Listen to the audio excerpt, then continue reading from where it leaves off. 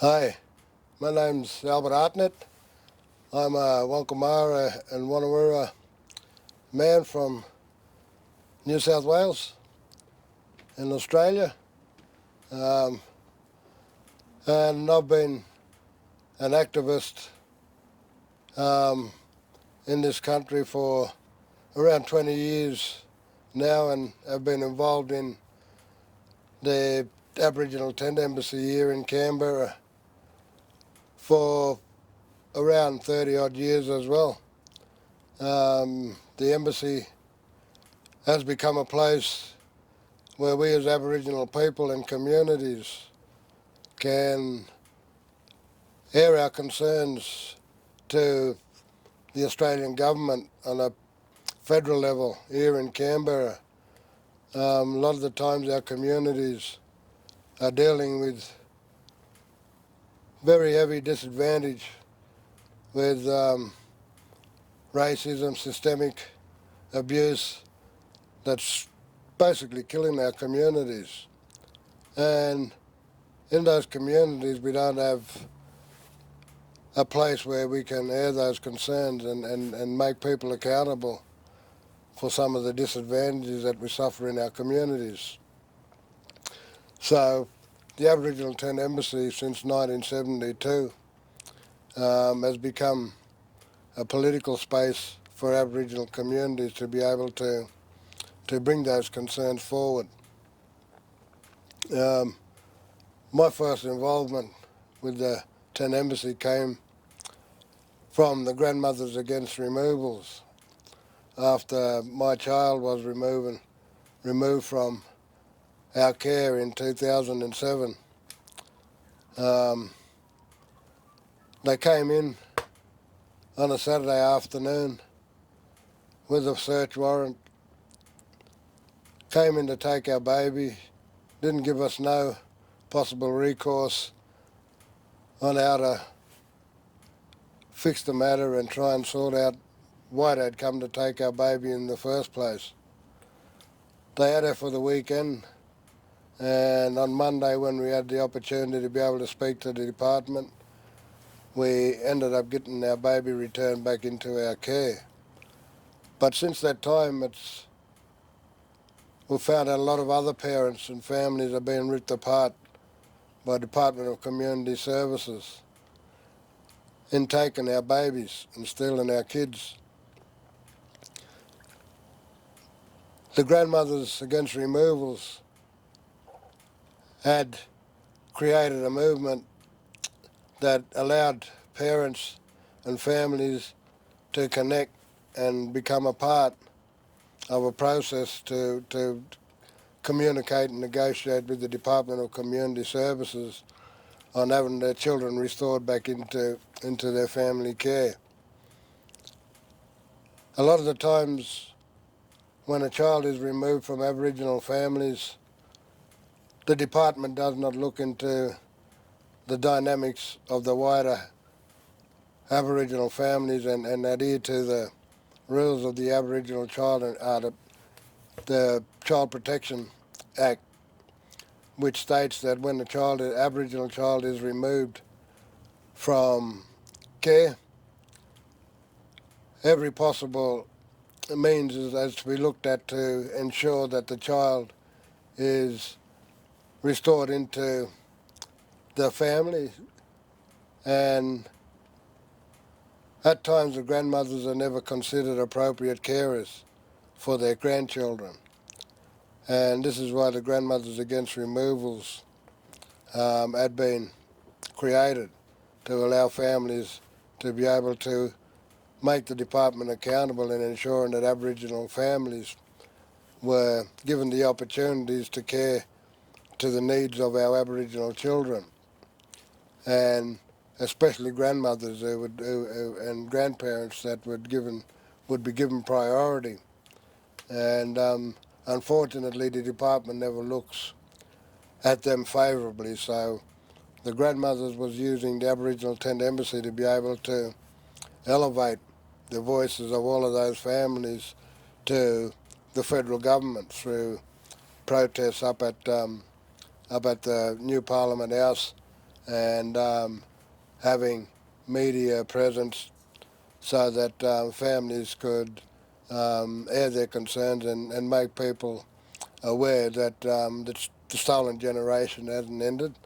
It's just a continuation of the stolen generation, and it's just taken on another disguise. And the grandmothers were out to expose this atrocity. So the Aboriginal Tent Embassy here in Canberra is a place where we as Aboriginal people can look at ways and means that we can unite our voices in terms of the disadvantages and the oppression that we're facing in our communities.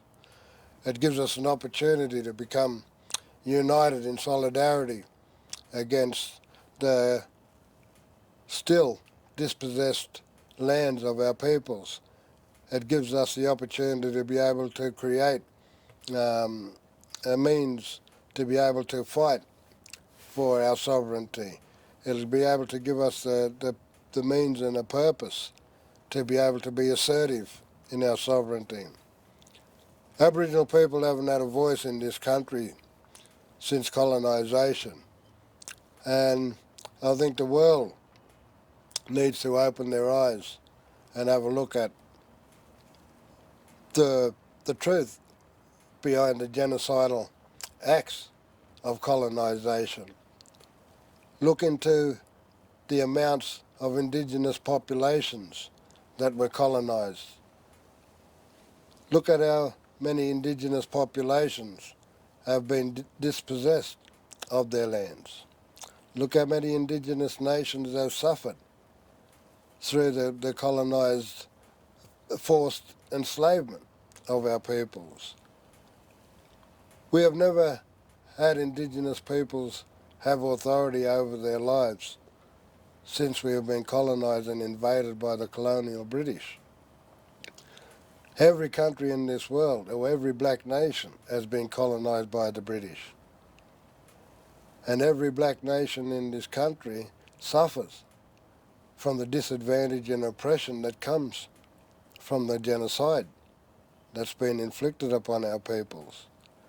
We face post-traumatic trauma that's deeply embedded within our communities. We deal with oppressive abuses of alcohol and drugs within our communities. This is all behaviours and patterns that have come from colonised behaviours. We have always been a peaceful people here in Australia.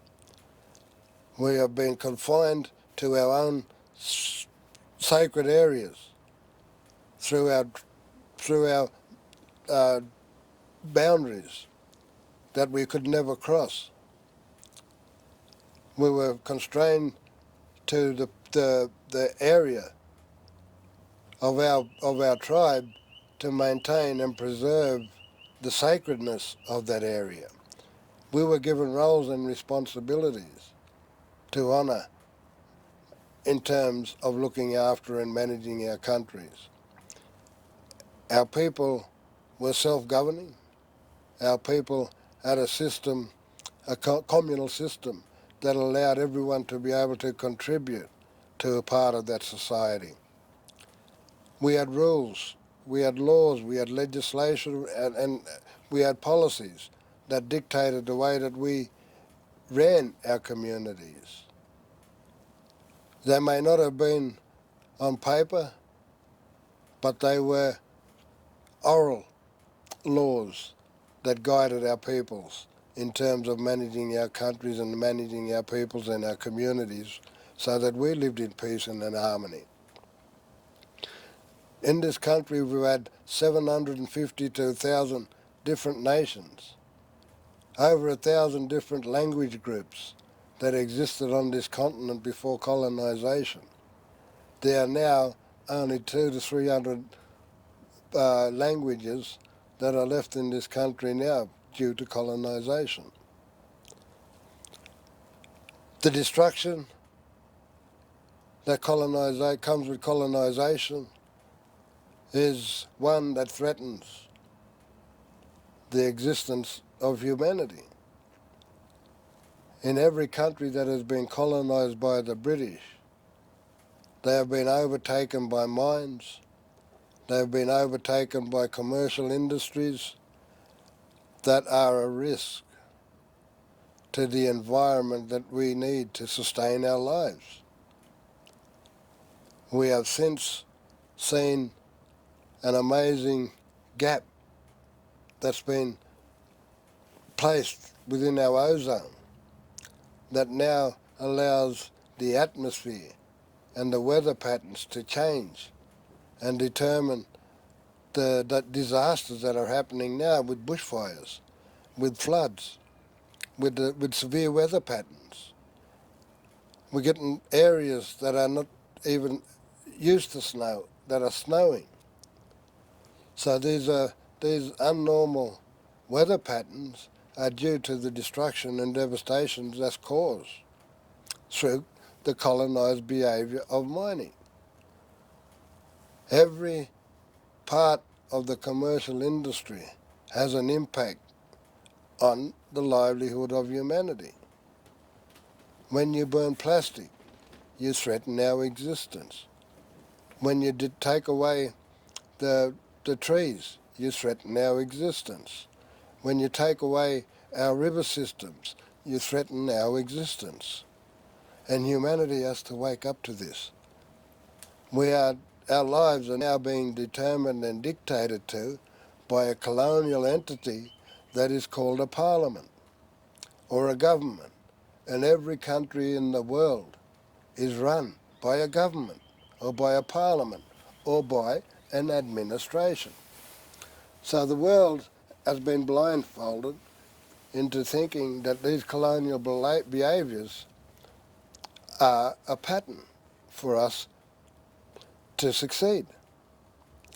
When indigenous populations have succeeded for thousands and thousands and thousands of years without the need to modernise or transform their environment into one that takes away the threat or takes away the ability for you to survive in that environment. Mother Nature and humanity come side by side, same as we do with our trees, same as we do with our native animals, same as we do with our rivers. Each and every one is a living object.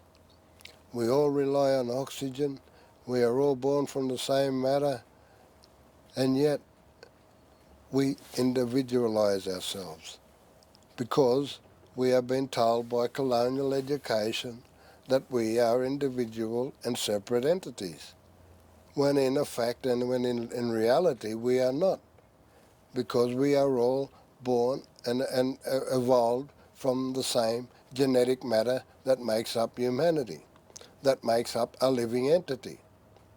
A river flows. It needs oxygen.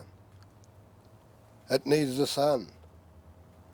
It needs exactly the same sustenance that we need as humans to survive. The trees need oxygen. They need water. They need sunshine.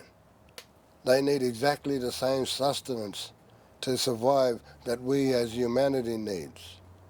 Our animals are the same. Why are we individual entities when we have the same genetic makeup to survive as humanity? So it's a matter of how we treat each other in this world that dictates how we survive throughout this next pandemic that we're facing now today. We have a disease that is threatening the existence of humanity.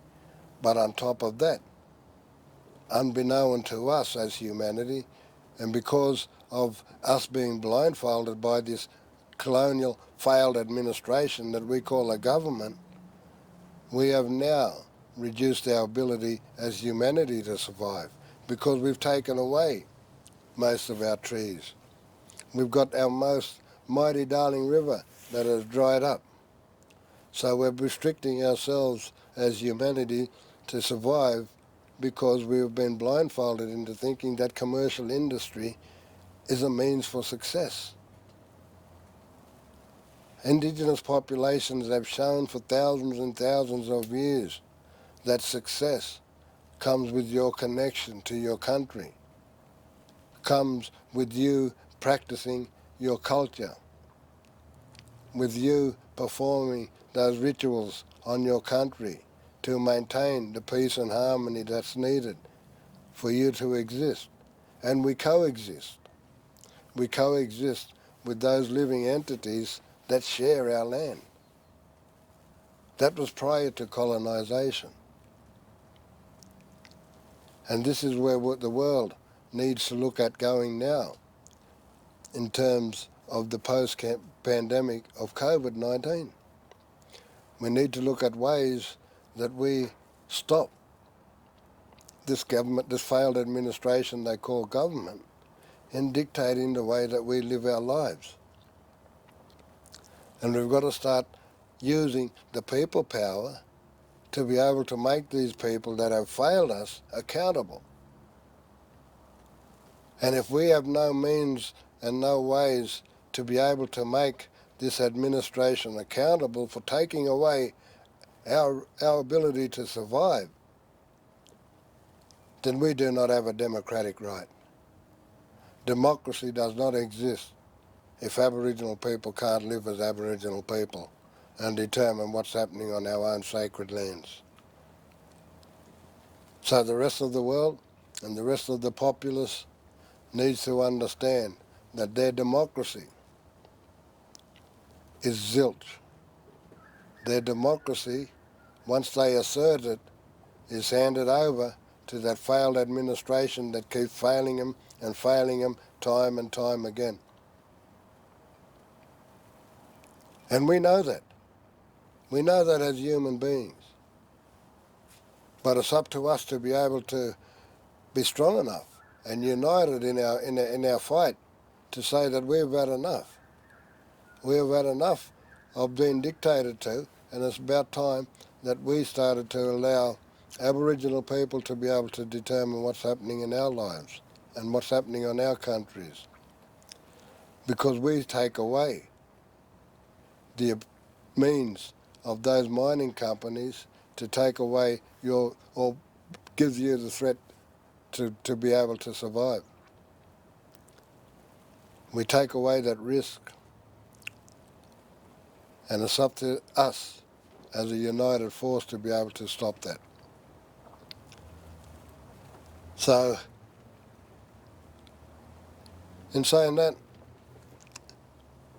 we need to be able to build up capacity within our communities. We need to be able to build up the capacity within ourselves to be able to challenge and condemn the actions of those that are failing us and taking away our ability to be able to survive in this universe.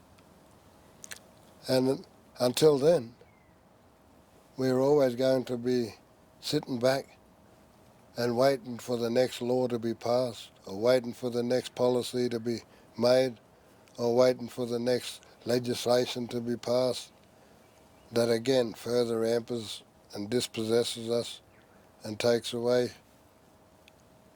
our right as human beings.